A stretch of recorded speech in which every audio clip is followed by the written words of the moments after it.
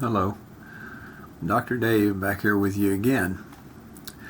I have a little story for you today. I've been getting a lot of questions from people who understand that I am telling the truth about Frank Morris and the Anglin brothers. These are people that watch my videos all the time, and they realize that there's no way anyone can make all this up.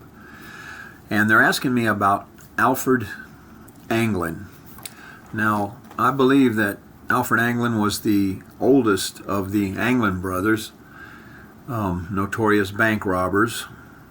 And for those of you who may have not seen some of my other videos, I knew these guys. I didn't know Alfred, but I knew Frank Morris and the Anglin brothers, and they were the Zodiac killer. They tried to kill me, and they killed a lot of my friends. And I know where some of them are buried at. I'm trying to figure out how to connect this up with law enforcement. But anyway, the story I want to tell you today is about Alfred Anglin, because everybody wants to know, did the guards beat him up? And I know everybody believes what the press tells them, and that's what they're telling you, but I just thought today I would tell you guys what Frank Morris told me about the brother Alfred. He told me that pretty much everybody in the prison system knew that they were in Mexico, and that Alfred was trying to escape from that prison that he was in so that he could go down there and be with his brothers, so they could all have their fun together. I even remember asking Frank, why does he want to come down here? And he said, well, he wants to be with his brothers, and we'll help him out because, like I told you, we're all part of this big brotherhood. He was talking about the prison system. Now, Frank told me a few things about Alfred and his brothers, and that he wanted to escape from that prison so that he could come down there. And I believe when he told me the story, Alfred was already dead. And he told me that, they made up this story about that he may have been beaten by the prison guards or whatever. I'm not sure why. He did tell me why, but I'll have to save that for another video because I really don't remember what it was about, and it seemed kind of vague to me. He was talking about brothers of two guys that were friends of his that he, never would really claim that they were there with him, and I would see them together sometimes, but rarely, and just a lot of confusion. But Frank was very good at confusing kids. I mean, that's how he would get them alone and kill them. And I want you to know that Frank Morris and the Anglin brothers were child murderers, okay?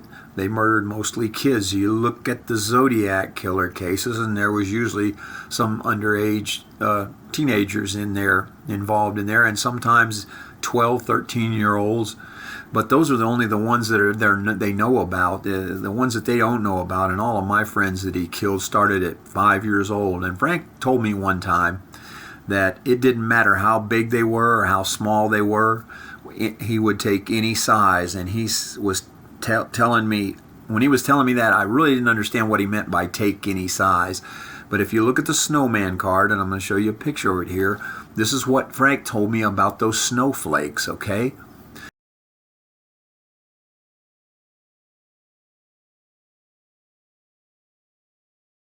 Those flakes indicate all of the murders that they're doing in Mexico. He said that what he liked most in this life was raining down on him like snowflakes. And he didn't tell me it was murders, okay, but he said it was raining down on him like snowflakes.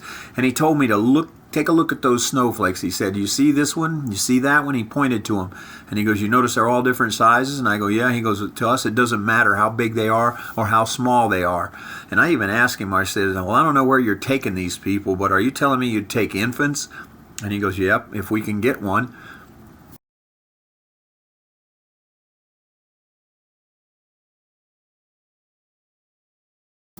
Yeah, a really bizarre, psychopathic murderer personality of these guys. And Frank Morris was the brains, John Anglin was the brawn, and I think Clarence Anglin went along because he did whatever John told him to do, because John was kind of big and tough and liked to fight and that kind of thing, and he could protect him.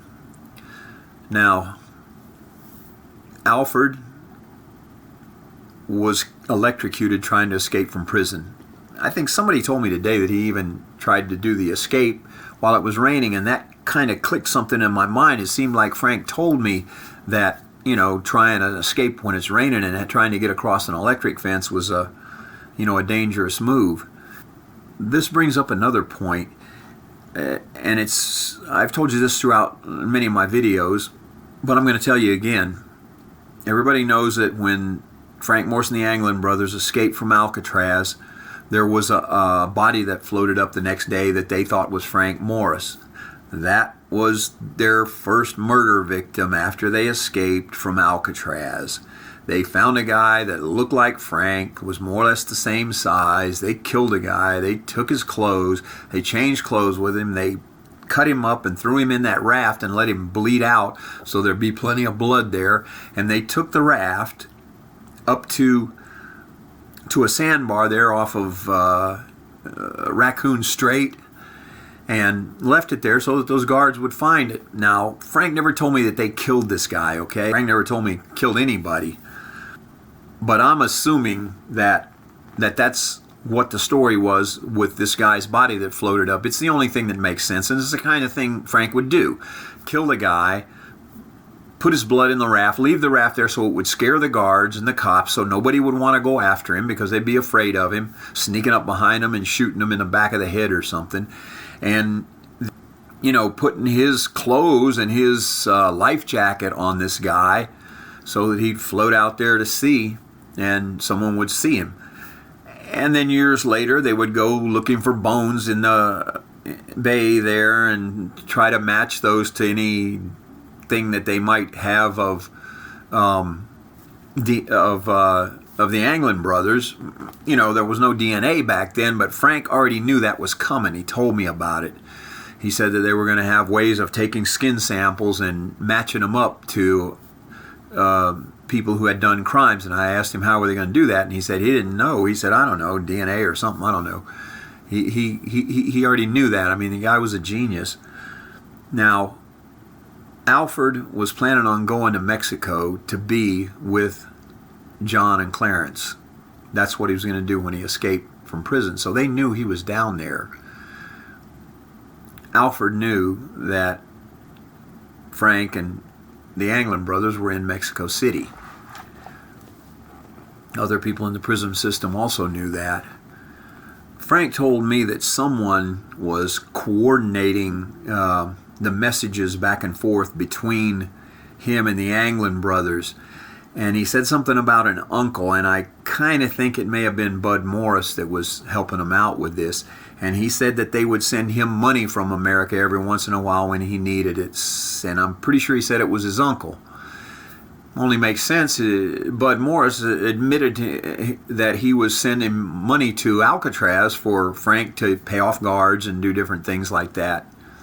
I mean, put two and two together. This puzzle really fits well. The only thing that you have to question is how is law enforcement overlooked all of this? And I've told you before, it's because J. Edgar Hoover, the man who was the head of the FBI back then, and the man who built Alcatraz, did not want to admit to the world that these guys had survived that escape from his supposedly escape-proof prison.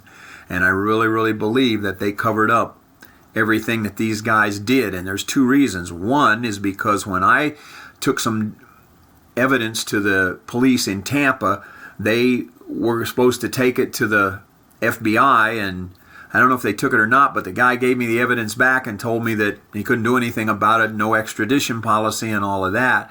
But the other thing that makes me certain that it was covered up is because Frank told me, he said the reason we got by with everything we've gotten by with is because of J. Edgar Hoover. Now, I want to tell you one more thing about that snowman card.